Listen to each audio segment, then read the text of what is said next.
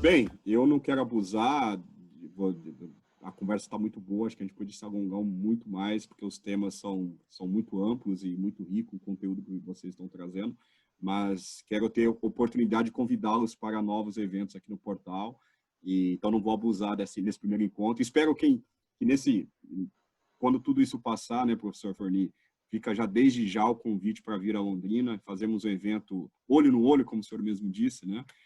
Tenho certeza que vai ser muito bom recebê-lo aqui na nossa cidade. Londrina é E uma acho que bela cidade. para então a gente fazer o fechamento, eu queria perguntar para a Marlene, perguntar para o senhor também, e aí falando já, pensando e já deslumbrando um pós-Covid, né? Como que, Marlene, você vê, como vai ser o dia do amanhecer pós-Covid no mundo dos negócios e na comunicação? Eu diria que, assim, primeiro até quero agradecer estar aqui com vocês, porque todas as vezes que nós participamos, eu acredito que a gente repensa, a gente revê, a gente cresce, e eu acho que isso é muito bom, e isso só faz da gente um ser humano melhor. E eu gosto muito de estar, né, com vocês, igual aqui com o Moacir, mais próximo, e com o professor Forni, assim, uma honra, e muito obrigada. É minha. É verdade mesmo, muito obrigada mesmo. Agora, para mim, esse amanhã, ele tem um movimento no hoje. E esse movimento no hoje me diz assim, eu vejo dois caminhos que eu, em algum momento, comentei com vocês. Para mim, o cuidado com o ser humano, eu acho que ele é, assim, gigante. E ele não vai deixar mais que a gente fique em paz. E esse cuidado com o ser humano, ele reflete uma série de outros comportamentos. Tanto é que o World Economic Forum, por exemplo, ele diz assim, ó, negócios e natureza em 2020. Se eu quero hoje pensar em um negócio, por isso que eu digo que é o presente, né? Para mim, sustentabilidade é aquilo que eu faço hoje, né? Porque o que eu faço hoje é o resultado do amanhã. Maravilhoso. Muito então, profundo. se hoje eu estou falando que negócios plus natureza, né? Isso significa que, mais uma vez, qual é a responsabilidade nossa como seres humanos deste mundo que nós estamos vivendo e desse mundo que nós vamos passar a viver lá na frente, para os nossos netos, para os nossos filhos, né? A consequência é só né? Filhos, netos, bisnetos, né? E aí eu vejo, além do cuidado com o ser humano, como é que a gente assume um nível não tão grande de individualismo, porque eu vejo hoje que às vezes a gente está muito centrado na gente, né? E eu sei que a gente precisa centrar, né, no nosso propósito, em sermos felizes, em construirmos um mundo melhor, né? Tem aí capitalismo consciente, né? Empresas felizes, etc. Mas independente disso, como é que nós assumimos um compromisso com a nossa sociedade? E eu acredito, ainda numa interrogação, que nós vamos começar a falar mais de forma intensa do comportamento do cidadão na sociedade. Chega também de colocar no ombro das empresas, no ombro do governo, toda a responsabilidade. Enquanto nós não nos vermos como um coletivo que assume as responsabilidades e as consequências das nossas ações, eu acredito que a gente não vai viver no mundo que eu, de repente, gostaria lá para os meus netos e bisnetos. Então, assim, acho que nós estamos num momento, só para encerrar, ainda... Para mim é um momento denso agora, porque é um momento da ressignificação, mas de uma ressignificação que, se eu não olhar o cuidado com o ser humano e essa consciência coletiva, talvez os nossos passos sejam passos que deixem marcas não tão maravilhosas como a que o ser humano tem a capacidade de construir. e reconstruir para mim. Então, eu acho que é construir e ressignificar, né, a partir de um comportamento mais coletivo. Espero que eu tenha falado algo realmente que depois, quando nós ouvirmos novamente, construa o sentido e tenha, sabe, trazido algumas interrogações para que a gente possa realmente, enquanto, inclusive, profissionais de comunicação, repensar aí na nossa, né, ressignificar a nossa caminhada. Marlene, muitíssimo obrigado pela sua participação, por aceitar o convite. Com certeza, tudo isso que nós falamos hoje tem uma profundidade muito grande e eu acho que você deu uma sugestão que faz muito sentido. Vamos ouvir esse evento nosso nesse novo amanhecer, né? E acredito que tudo que nós estamos falando fará muito sentido. E aí, repetir a mesma pergunta para o professor Forni, para nós encerrarmos. Como que o professor Forni vê esse dia do amanhecer pós-Covid, professor Forni? Moacir, eu acho que... bom, agradeço também de participar dessa conversa.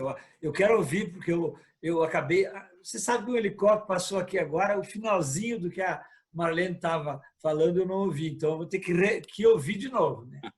Mas, uma coisa interessante, quando se fala de crise, e as pessoas perguntam assim, por que eu tenho que explicar a minha crise? Por que eu tenho que falar na minha crise e tal?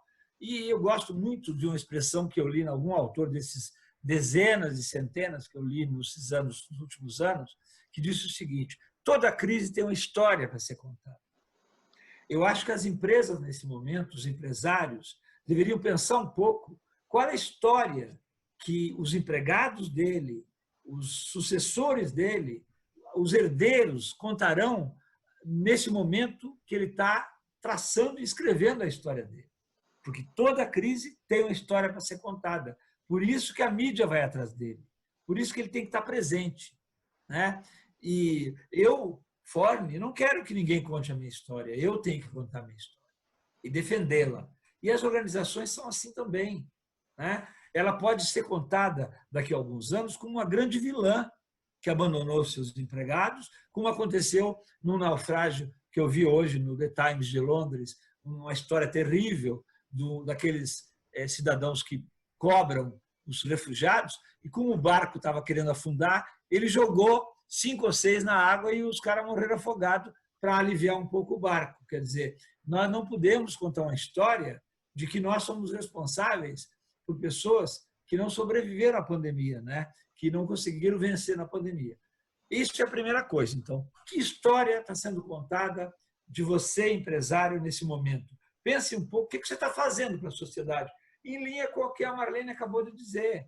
O que eu estou fazendo para melhorar o país? Eu estou só reclamando do governo? Eu estou só querendo ter lucro e que o governo baixe o imposto para mim, para eu poder lucrar nesse momento? Primeira coisa.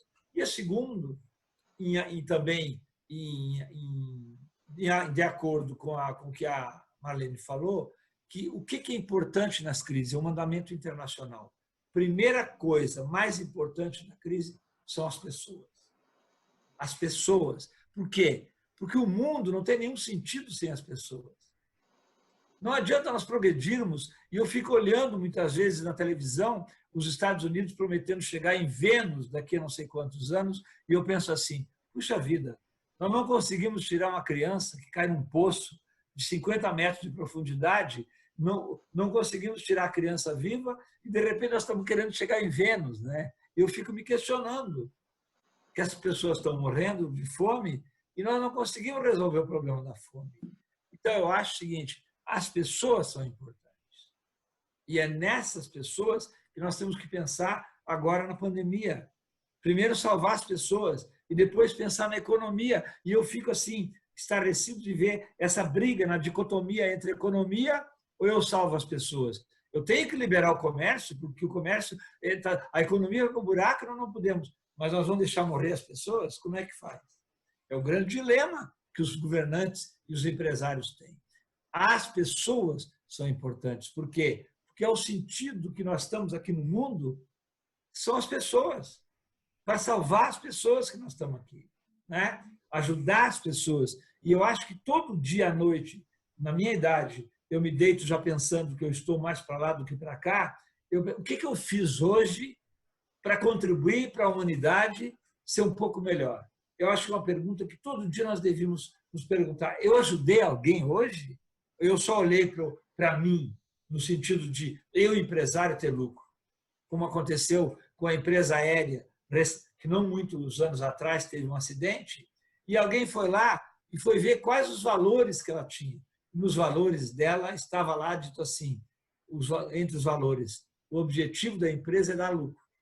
E ela tinha acabado de matar mais de 100 pessoas no acidente. Então, esse é o grande dilema da humanidade hoje, né? O que nós estamos fazendo com as pessoas, né? Que nós estamos descartando, de repente, assim, né? Esse é o grande dilema que nós estamos tendo hoje.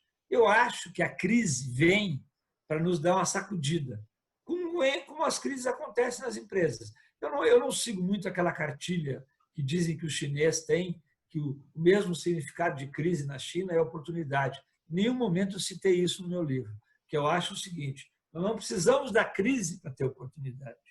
As oportunidades estão aí, mas na crise nós poderemos sair melhores do que nós entramos. Isso é uma verdade. E acho que é a lição que nós tiramos de toda a crise que nós enfrentamos na própria vida, né?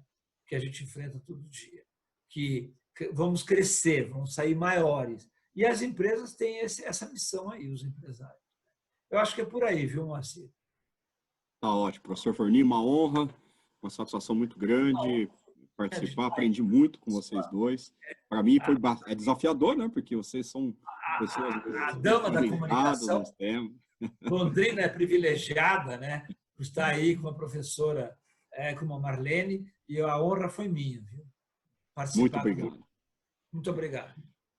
Bem, agradeço a participação de todos, convido a todos para continuar nos acompanhando no portal Gestão da Crise, temos conteúdos, temos artigos, para que vocês possam, de uma forma muito aplicável, poder acessar esses conteúdos e poder, de fato, aplicar isso no dia a dia das suas empresas. Agradeço mais uma vez a participação do professor Forni, da Marlene Marchiori, e nos vemos em breve, com a ajuda de Deus e com todo o esforço e muita saúde para vocês. Muito obrigado.